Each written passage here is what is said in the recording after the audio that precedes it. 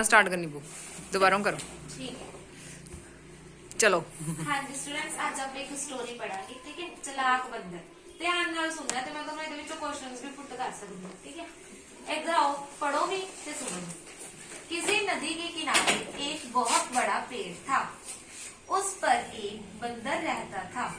उस पेड़ पर मीठे फल लगते थे। बंदर उन्हें भरपेट खाता और मौज उड़ाता। वह अकेले ही मजे में दिन गुजार रहा था। ठीक है, फर्स्ट पैरा समझ आया सारे नू? भी एक नदी दे किनारे एक बंदर रहता सी। ठीक है, एक पेड़ ते ਉਹ पेड़ ते बहुत मिठे मिठे फल लगे हुंदे सी। ठीक है, बंदर ਉਹਨਾਂ ਨੂੰ ਪੂਰੇ ਮਜ਼ੇ ਨਾਲ ਖਾਂਦਾ ਸੀ। ठीक है, ਤੇ ਇਕੱਲਾ ਹੀ ਖਾਂਦਾ ਹੁੰਦਾ ਸੀ। ਉਸ पेड़ ਤੇ ਕਿਸੇ ਹੋਰ ਦਾ ਰਾਜ ਨਹੀਂ ਕਰਨ ਦਿੰਦਾ ਹੁੰਦਾ ਸੀ, ਨਾ ਕਿਸੇ ਨੂੰ ਉਸ फल ਲੈਣ ਦਿੰਦਾ ਸੀ। एक दिन एक मगर उस नदी में से पेड़ के नीचे आया। मगर की होता है मगरमच्छ। ठीक है, और नदी के नीचे आया। बंदर के पूछने पर मगर ने बताया, जो बंदर ने पूछा मगरमच्छ नू कि वहां खाने की तलाश में आया, भी उन्हें कुछ खाना है, वो इसलिए आया। इस पर बंदर ने पेड़ से तोड़कर बहुत से मीठे फल मगर को खाने के लिए दिए। फिर जो बंदर से उन्हें की किया, पेड़ तो तोड़कर इन्ने सारे मीठे फल ने जड़े ओनू दिते।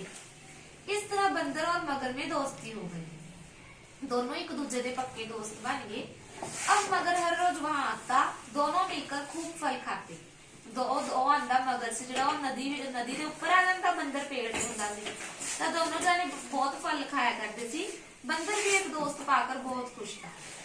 एक दिन बात बात में मगर ने बंदर को बताया। ठीक है, उन्हें दसिया भी उसकी एक पत्नी भी है जो नदी के पार उनके घर में रहती है। उन्हें दसिया भी मेरी एक पत्नी भी है जी बाहर रहती है। तब बंदर ने उस दिन बहुत से मीठे फल मगर को दे दिए और कहा कि इसे अपने साथ ले जाओ और अपनी पत्नी को दे दो। ठीक है, इस तरह का मगर सी। मगर रोज जी भरकर फल खाता और अपनी पत्नी के लिए लेकर जाता। अपनी पत्नी के लिए लेकर जाए। मगर पत्नी को फल खाना तो अच्छा लगता, पर पति का घर देर लौटना वो पसंद नहीं करता था। ठीक है, एक दिन मगर की पत्नी ने मगर से कहा कि अगर वे बंदर रोज रोज इतने मीठे फल खाता है तो उसका दिल कितना मीठा होगा, मैं उसका दिल खाऊंगी। मगर ने उसे बहुत समझाया पर वे नहीं मानी। ठीक है, उस तो मतलब उन्हें की किया, उसकी पत्नी ने कहा भी फल तो मेरे वास्ते इन्ने मीठे मीठे लेके ना, ਇਹਦਾ मतलब ਜਿਹੜਾ ਉਹ बंदर है वो तो बहुत मीठे फल खाता है, तो ਉਹਦਾ ਜਿਹੜਾ दिल है वो कितना मीठा होगा। मगरमच्छ दावत के बहाने बंदर को अपनी पीठ पर बिठाकर अपने घर ले जाने लगा।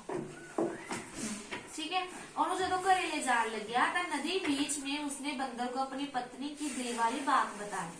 ठीक है, भी उसने मगर ने दसिया अपने पक्के दोस्त नू बंदर नू भी मेरी पत्नी है कहती है भी मैं तेरा दिल खाऊंगी, भी मेरे लिए ओदा दिल लेके आ।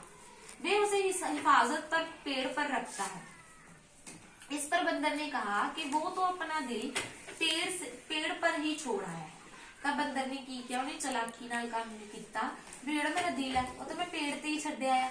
फिर उसे हिफाजत से पेड़ पर रखता है। ठीक है, इसलिए उन्हें वापस जाकर दिल लाना पड़ेगा। उन्हें क्या भी हुण आपां नूं वापस जाना पऊगा, दिल लेके आना पऊगा। कि मगरमच्छ तां ना समझदार नहीं सी भी दिल भी बाहर थोड़ी ना निकलदा हुंदा है। मगर बंदर को वापस पेड़ के पास ले गया। जेड़ा मगर बंदर सी ओनू वापस ले गया। बंदर छलांग मारकर पेड़ पर चढ़ गया। बंदर से जड़ा मतलब छलांग मार के पेड़ पे चढ़िया। हंसकर उन्हें की किया मगर नू, जाओ मूर्खराज घर जाओ, अपनी पत्नी से कहना कि तुम दुनिया की सबसे बड़ी मूर्ख हो। उन्हें क्या भी तू हुण घरे जाते अपनी पत्नी को कहना भी तू दुनिया की सबसे बड़ी मूर्ख है। भला कोई भी अपना दिल निकाल कर अलग रख सकता है। ठीक है, भी कोई भी अपने दिल को अपने शरीर को अलग नहीं रख सकता।